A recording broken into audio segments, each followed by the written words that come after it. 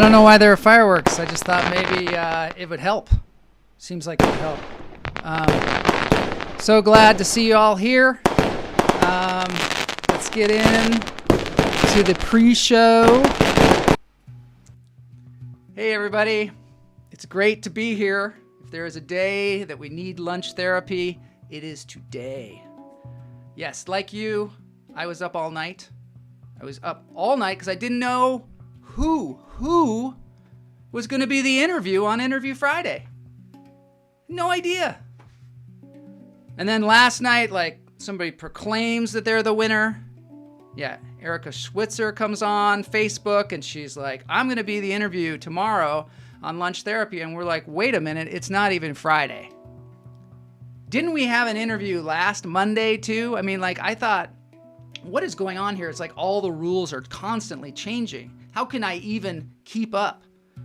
1 minute Lunch Therapy is on 5 days a week. Now it's on 3 days a week. It's crazy. It's mayhem. It's just a weird, like, alternate universe that we're living in. And I guess, I guess this is the new normal, I guess. That's what people are saying. And then Pennsylvania, who knows what's going on over there? I mean, the Steelers are 6-0.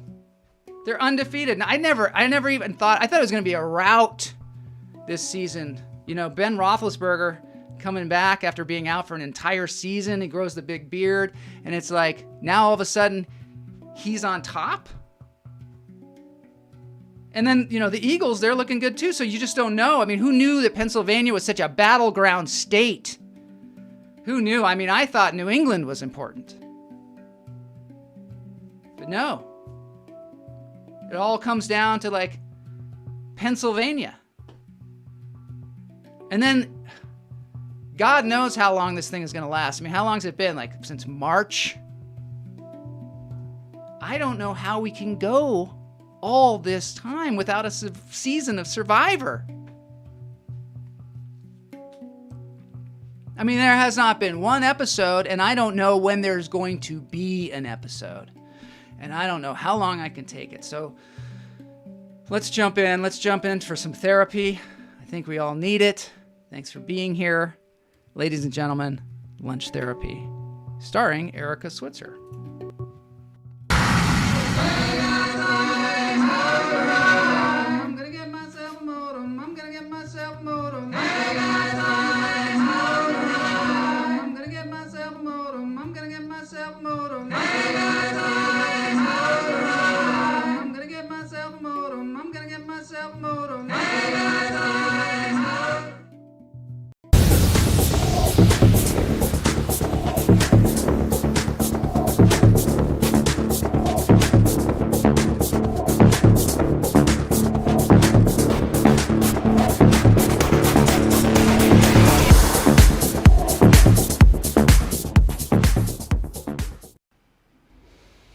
Hello, hummingbirds. So good to see you all here. Yeah, crazy day. We need some breathing, I think. I think it's time for breathing. I don't know if Survivor is coming back. I have no idea. Let's take in our first breath, in through the nose, out through the toes. Hold it.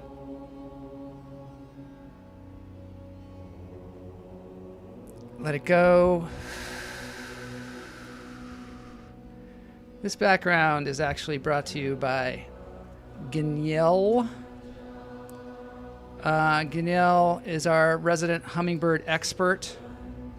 And he brought us some hummingbirds today because we need some hummingbirds. We need some hummingbirds. Right away. Hum, hum, hum, hum. In through the nose, out through the toes. Hold it.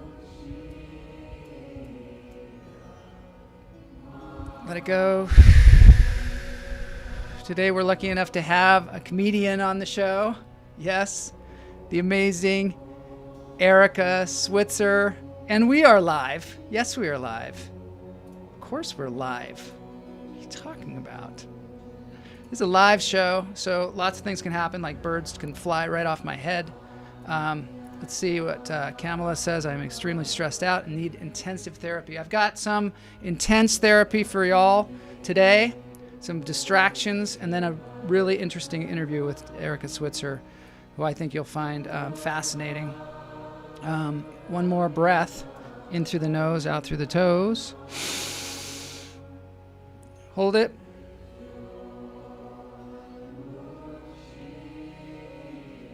Let it go. For those of us who are here for the first time, those of us who are watching the show for the first time, maybe you know Erica Switzer, maybe you're a big Erica Switzer fan. This is a show where we take a break from all the crap that's going on in the world, and we breathe, and we look at some non-stressful things. Sometimes we look at some stressful things, but generally we take a break from the news cycle, from the virus stuff, from all the lockdown stuff, and just hang out. And it's a good community. And let's take one more breath. In through the nose, out through the toes. Hold it. We also have a cult of the hummingbird, which is a kinder, gentler cult. Let it go. Just like hummingbirds, kinder, gentler birds.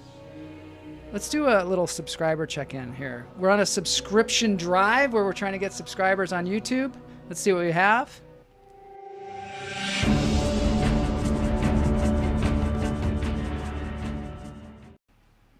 All right, this is a little subscriber logo thing. And let's see what we got. We're trying to get 1,000. But today, last week, our goal was 600, and it looks like we're at 656. So we're exceeding our goals here at Lunch Therapy.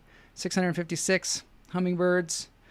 Now we're going to move in. I'm going to de-stress you a little bit before we get to Erica's interview. And this is a little thing I like to call Watch Party, where we take a look at some things on the internet that you can use also to distress yourself. And here is one. Today, like if you're just, the news cycle is just getting you crazy, because that's what they do. They're just making you nuts out there. You can go here and check out some trains. This is a live train. At any time you can go on Railway, which is a YouTube channel. You can suddenly be in some snowy area somewhere, riding a train in a very smooth way. There's a little chat room where people, for some reason, go here all the time and chat. So if you are extremely stressed out and you need some intensive therapy, and you don't have any lunch therapy around you, you can go here as well. It's just another place you can go. And next, this is the Hot Wheels road trip. This is just a track where they're doing some crazy road. I don't know. They're driving down the road. In a lot of us had Hot Wheels when we were kids, but they have now taken it to a new extreme. It's crazy. I had no idea. I never would have thought to do this. And I think that there's some editing here, because I don't think this track goes on that long. I don't know what y'all think. How can it always be going? Is it Snowpiercer on a permanent loop? That's scaring me. Oh, the live train. Yeah, it's like Snowpiercer. It's similar to this track. How can it keep going? How can it go all this way like this? I don't know, but I think it has to do with editing, of course. Editing is the secret to all the great loops. I was on a show the other day where they had a loop of my name. Hey, there you go. Hey. Thought you might enjoy that little Joel Marshall song. This goes in the water. We're just going to watch it go in the water. And then we're going to be moving on to the interview. It's interview Wednesday, of course, which is weird because usually we have interviews on Fridays. This is a little thing that I wanted to show you because at the end of the show, this woman who is beating up this guy, her name is M. Hoggett, and she's an actor and a musician. And this is going to be our dance break. This happens to be a short film that she did. It's on the internet. It's called Making Up. It's a stunt film. She's a multi-talented person. You'll see that at the end, we're going to have a cool song from her. But let's move on. You can watch that anytime. It's called Making Up. It's a short film. And then, of course, thank God we have some pandas here. Oh. So these are red pandas. This is at the Cincinnati Zoo. I find red pandas might be some of the coolest animals on the planet. And maybe you agree. There they are, Cincinnati Zoo. They have some great stuff on their channel. Be careful of Googling for live train. Yeah. Look at those things. I like the way they sit up on their hind legs like that. It's just... Lauren is here. Hey, Lauren Wesley Ackerman. Thanks, Joel. We must try to breathe today. Yes, we must. I'm going to distract you by a very interesting interview with an up-and-coming comedian called Erica Switzer. And let's get into this. Moving forward, it seems to be Interview Wednesday.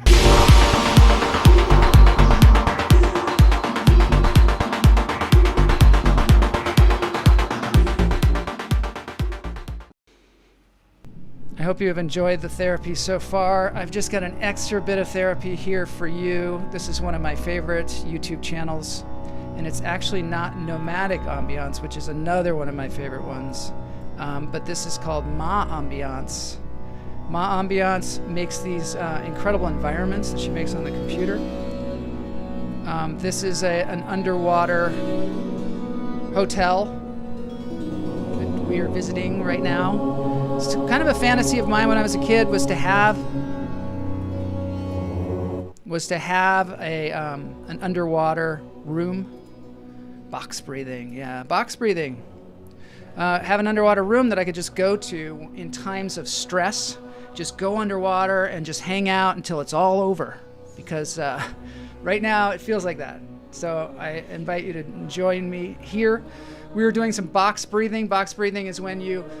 we're not really doing this, but I think box breathing is something that bassoonists use. They breathe in and then they breathe out at the same time. I don't know. I'm not sure what box breathing is. Let's see what Matt says here. Box breathing. 4 in nose, hold for 4, 4 out, repeat. That sounds like something that Wim Hof does. Is this for real? I'm not being taken... Why am I not being taken to this hotel under the water? Well, you know, during Ocean Week, we talked about this. There are some hotels that are under the water. This one is a simulation. And you can see there's a giant whale shark going by, which is just... I love whale sharks. I got to tell you, I love whale sharks. Okay, I'm going to try some box breathing, Matt, and then we're going to go into the Erica Switzer interview. So we're going to go 4 short breaths in. We're going to hold it for 4, and we're going to let it out 4 breaths out. I don't know how you do 4 breaths, but I'm going to try because Matt told us to do it. Matt Wright is one of the members of our team here. He's a member of the Cult of the Hummingbird, and he is a former singer of the great band Gas Huffer. So I'm going to believe him when he says do some box breathing. So here we go. 4 in. There's 4 in. 1, 2, 3, 4. 4 out.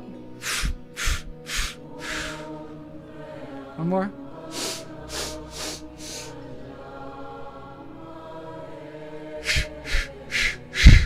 I like it when I go up and down.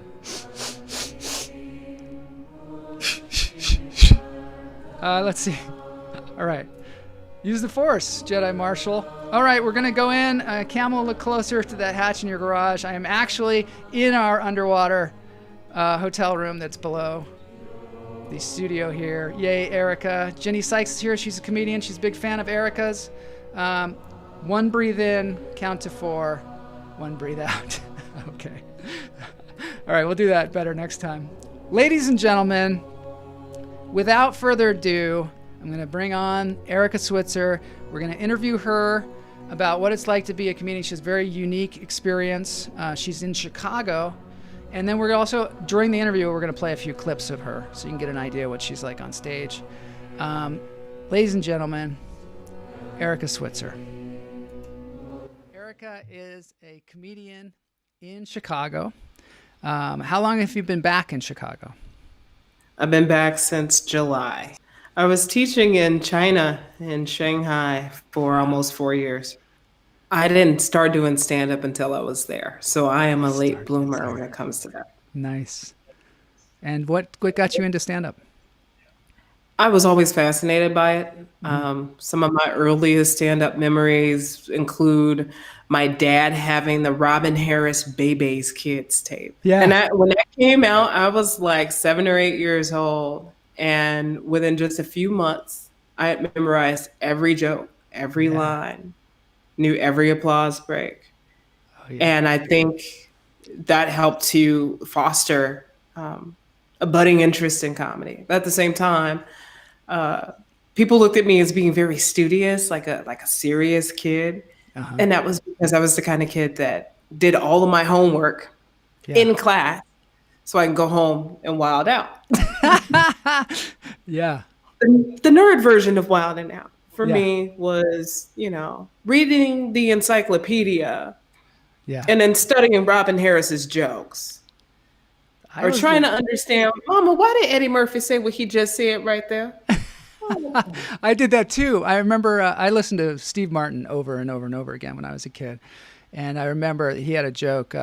He's like, Farrah Fawcett Majors has never called me once. After the hours I spent holding up her poster with one hand. And I was always like, what does that mean? I had no idea. I pictured him like with his hand up against the wall holding the poster up. And then I'd ask my parents that, to clarify, and I wouldn't get a very clear answer. That's why I love being older now and revisiting some of that stuff and saying, oh, that hits different now. So I also think that listening to those things and watching those comedians when we're kids, like I listened to a lot of Cheech and Chong as well, and a lot of Bill Cosby back then, and you kind of start to learn the rhythm of comedy that I think is similar to when you learn an instrument when you're a kid. Because like the Steve Martin routines, we used to just repeat them over and over and over again. I feel like growing up in the 80s and early 90s was a really good time to understand TV and how television works and how performance works and how integral writing really is. So for me at that time, even though I was absorbing what these comics were doing, I was also starting to take a real interest in writing. And what wound up happening for me is I went through school, tried to do the math and science thing, wanted to be a business major by the time I got to college, said, nah, this ain't for me. I still can't quite get that econ math right.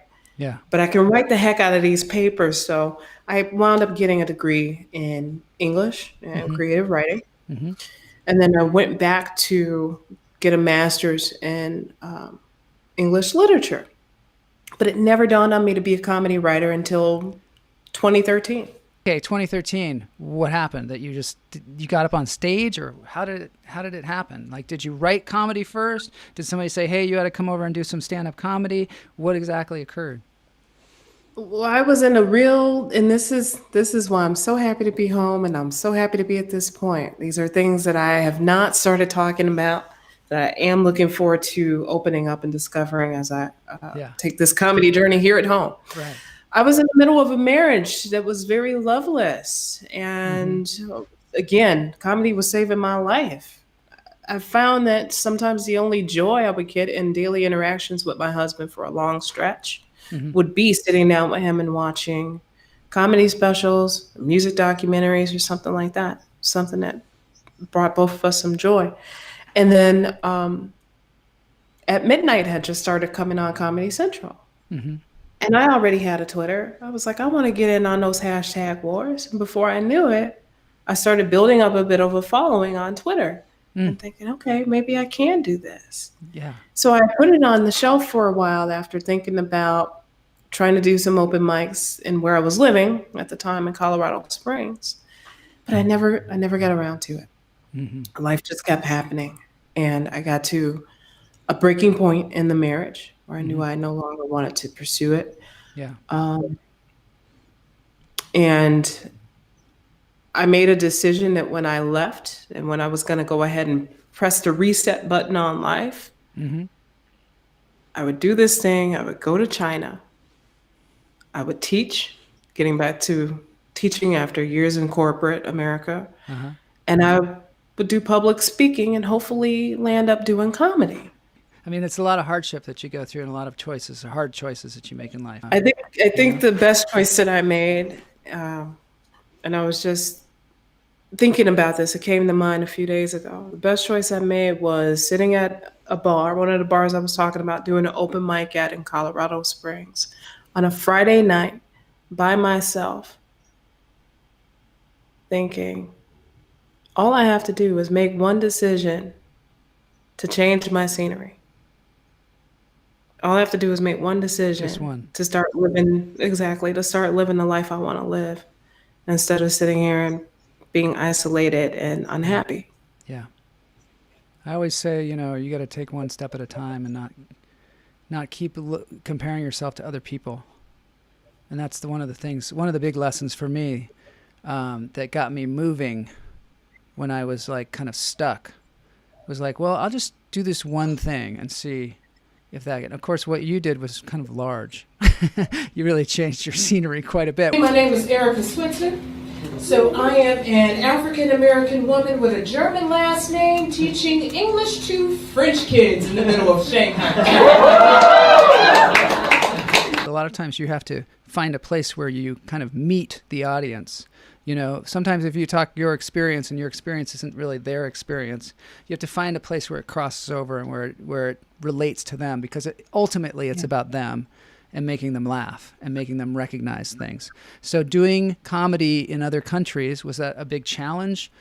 That was a big challenge. I was fortunate enough to make buddies with a band of comics there who are mostly American, who, they'd have a small little open mic at a bar that I would go to, and I'd just be knocking them out, bad breakup, knocking them out. I'm here to laugh. And we'd wind up hanging out after the open mic. And they're like, you're really funny. Why don't you just go ahead and do this? I'm like, give me another shot. I'll do it, Yeah. Were you nervous when you went up for the first time? Or, since you're a teacher, you're used to talking in front of people. The kids definitely gave me a lot of room to test material. I'll tell you that. Yeah. It didn't feel that bad. Yeah. And it wasn't like I got up after having 3 or 4 beers or anything like that.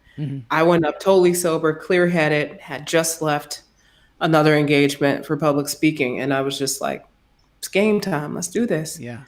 And the crowd took to me so well. And I was amazed because it was a group of a very international crowd, very multicultural crowd. So you'd have a couple over here from France, some Germans, some Russians, some local Chinese, etc. And I'm like, wow, I was able to make this whole room laugh. I might be able to do something. Yeah, that's pretty good. Did you do crowd work at all? A little bit, only because of feeling that much. Teaching is just crowd work. When I went home last summer, I wound up meeting up with a guy who's not my usual type. I usually like guys who are kind of well-built and clean-cut and well-dressed, like this gentleman right here. Woo! I know I saw y'all come through together, but ma'am, I'm sorry, he's fine. Is it co-worker? What was that on here? Okay. That's what I thought.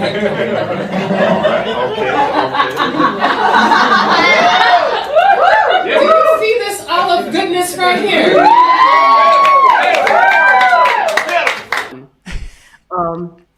So I was already 2 years into my comedy journey. Yeah. And I hadn't really seen a lot in the way of festivals in the region because things had been tightening up. There was a standing China festival that was going on that they stopped doing it after a while.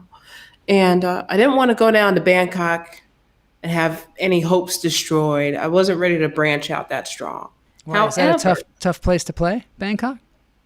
No, but it's one of the better known comedy I see. competitions I in get it. Yeah. Southeast Asia. Uh-huh. And there's one or two in Japan, if I'm not mistaken. I know the Tokyo scene's got at least one. But I wanted to start off and do something on my own terms. Yeah. Um, let's see. So I start really sinking my teeth into comedy in China in July 2017. By April of 2019, I'm in the zone. I'm one of the most booked women that's non-Chinese in Shanghai. Wow. I've co-started Blackout Comedy there, which morphed into Hey Now Comedy by April of 2019. Um, I was firing on all cylinders. Yeah. And this opportunity opened up. I was made aware of by a gentleman who used to do comedy in Shanghai before he moved to Mongolia. And come to find out, it was for the Silk Road International Festival, their very first one. Wow. And I was like, okay, Mongolia of all places, but I do want to check this out. Let me go ahead and shoot my shot. Yeah. I I just had my good friend Ian Badenhorst had recorded one of my sets. It was one of my Titus 8. And I went ahead and I sent it. I went ahead and I sent it, and 2 weeks later, I got a voicemail, and I was like, "Okay, this is awesome." The organizer messages me back, "You're going to be the first Black comedian to perform in Mongolia." Now, tomorrow night's show was the big show, 15 to 20-minute sets getting filmed. This is serious business. This is a badass movie crew-like situation where they're running track. What am I? Okay, all right, I got this. That Friday night, we're in there, green room time. I'm getting my mask on. A confidence mask is on. Face full of Fenty on. Playlist with every Cardi B song on. Ready, I was ready. And in the middle of the show, one of my buddies from Shanghai gets on, does 5 minutes over the allotted time, absolutely murdering. And all of a sudden, I was not ready. I was nervous and trembling. I could have pissed myself right there in the green room. My hands started getting all numb and shaky and clammy. And all of a sudden, my heart started feeling like it was skipping a beat. And my face got flushed. And I was this close to launching into a panic attack. Absolutely one of the most dreadful points in my comedy career. Beyond the simple jitters that I get every time I'm getting ready to step on the stage. Am I gonna forget my punchlines? Am I gonna forget my setups? Am I gonna tell my jokes out of order? Oh my God, am I even gonna be funny tonight? This was different. Through a few different calming techniques to try to get myself centered. Counting down from 5, doing sensory work, trying to get it together. And so, like usual, I sucked it up, got on that stage. Whenever I tell my first joke and start hearing those laughs, all those jitters subside. So in this night, I told y'all already I was looking good, right? And I usually keep my hair in long braids, so this time I got on the stage and my very first joke, I said, y'all like this? This is actually 100% pure Mongolian yak ass. I'm down here to just take all of them, just rob them bald. Bring them back home so me and my cousins can be on fleek. And that right there got me in the zone, and that Friday night was a success. I have been a high-performing, high-functioning, anxious person for most of my life. And comedy is one of those things that helps me get out of my head and stay very present and just do what I do. Just try to bring this all together. Interesting, because you seem so calm. You seem so put together and calm. I know on stage, your stage persona is different from your life persona. I don't know if you probably recognize that, but we have a certain persona that we have on stage. Sometimes it's just a little bit different from ourselves. Sometimes it's a lot different from ourselves. Sometimes it's as far as Andy Kaufman went, where it was a completely different character, or several characters. What would you say the difference between the walking around in life Erica Switzer is and the person on stage? Walking around in life, Erica is much quieter, much shyer. Yeah. But but because of this, she's so observant. And then this is when she gets on the stage and just explodes. Performers sometimes are introverted people that extrovert on stage, and that's why they do it. They have this need to communicate to people that a lot of times they kind of keep a little tamped down in life. And I don't know if you're like that, but like some of the greats are like, great comedians are like Steve Martin. They bring him on a talk show, and he always has a bit when he's on a talk show. But then if you see him in an interview when he's just being himself, he's not the same wacky, wild, and crazy guy that you see on stage, because it's a stage persona. And it's something that we work at to craft. We find it, we have to try and find it, and then we also have to see how it works on stage, and and you have to be sort of aware of how you're coming across to your audience, and sometimes even adjust. That to be true. Definitely. Yeah. I find that to be very true. Depending on the crowd, depending on the energy, depending on the kind of show, sometimes I can be very like, I can't even say very low key. There is a lower key version that I tap into. Yeah. I think some of the performances you've seen of me are definitely the high octane. It's crazy. Here in China, in Chinese culture, if you're a woman in your late 20s, early 30s, and you're still not married, you're considered a leftover woman. Yeah. Bullshit. I am reheated.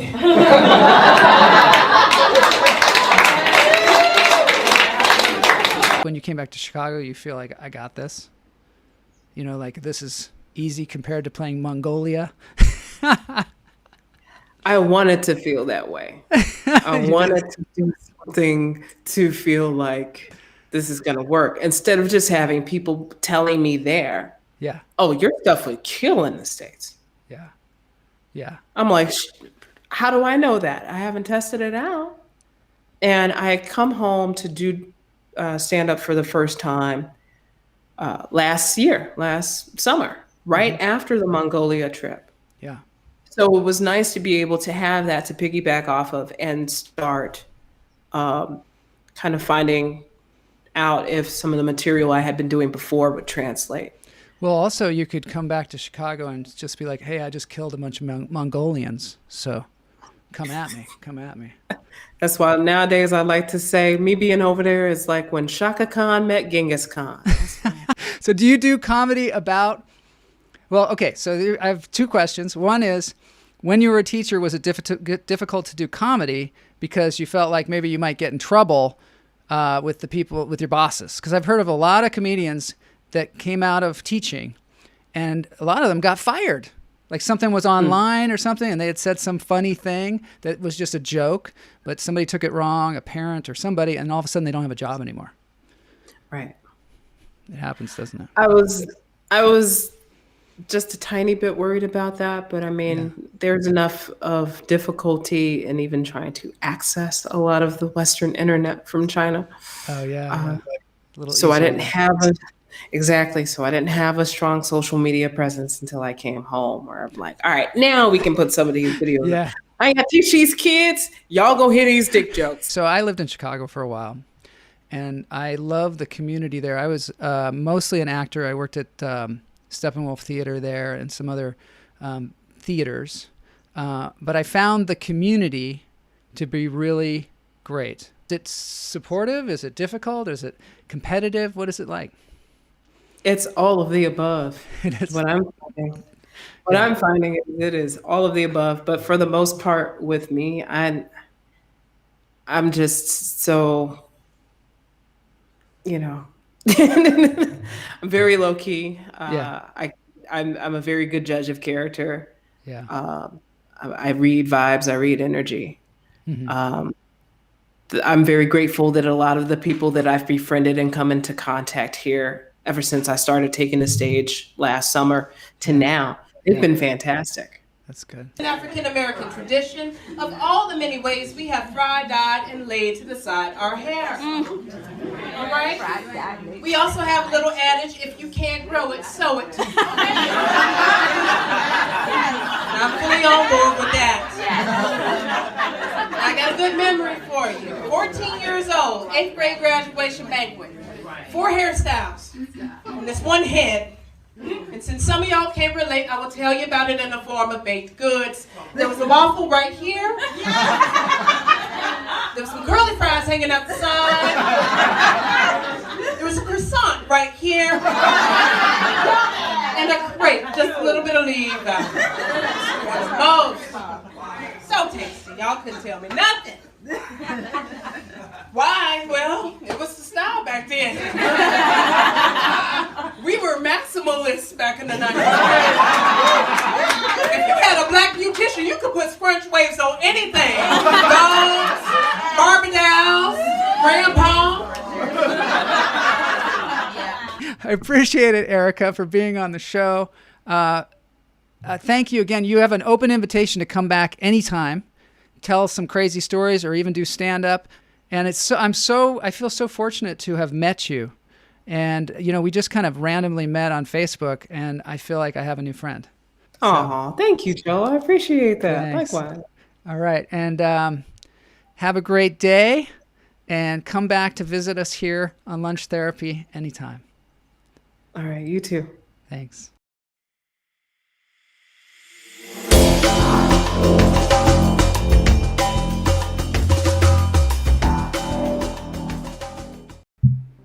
All right, I hope this has been a good experience for you today, and made up for some of the trauma that's been happening in the general vicinity of the world. Yeah, thank you everybody for being here, and pass this around, because this is a really good interview with and also, if you're looking for a good comedy show tonight, they're at flapperscomedy.com. They're having a show with Erica Switzer in it, and it's a competition, and I think it's semifinals. Was that Camel laughing in Mongolia? She says, I wish. We were thinking maybe we wanted to be in Mongolia last night. I wish I were in Mongolia right now. Camel, sell that laugh. Yeah. Okay, so now I've got something really special for y'all. I asked my friend Em Hoggett if I could play one of her songs on the show. This one is lively, I'll tell you. It's going to start with a scream, so get ready. This is a powerful, powerful performer. And if you have any anxiety or angst or anything, this will help you get it out. This is Em Hoggett. This is a song called Wild Child. She is known for some really, she's an actress and also a stunt person, and this incredible performer. She performs a lot of times at the Mint, which is over on Pico, I believe. But anyway, she's a great performer, and I don't need to tell you, I'm going to show you.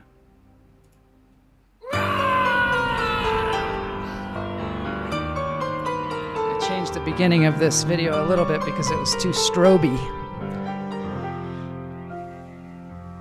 And I can't handle the strobes.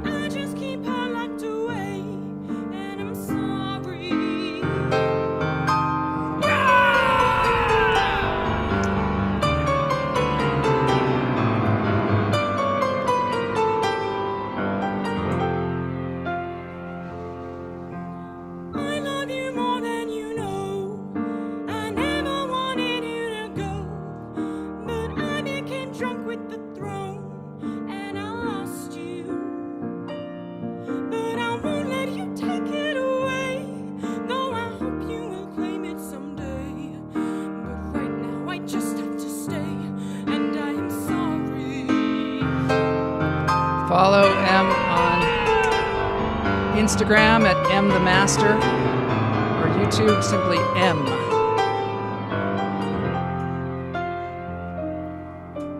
I am so sorry it took so long for me to hear you. But now that I see you, I will do my best to include you. I know I suppressed you for years at a time.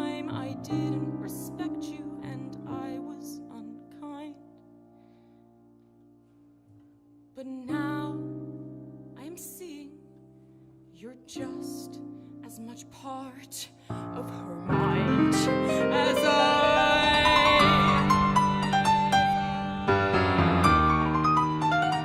I'm letting you in.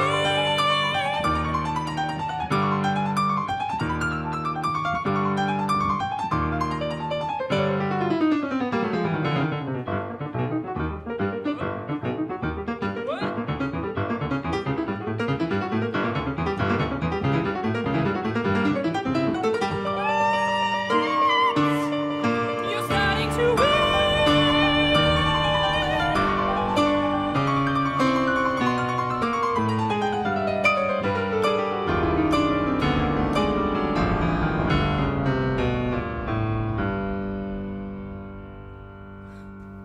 Thank you all for joining us today. Promise me something. Thank you, Erica Switzer. Thank you, M. Whoa, is right. I'll let you take over. Please let me back in later. You got it. See y'all on Friday.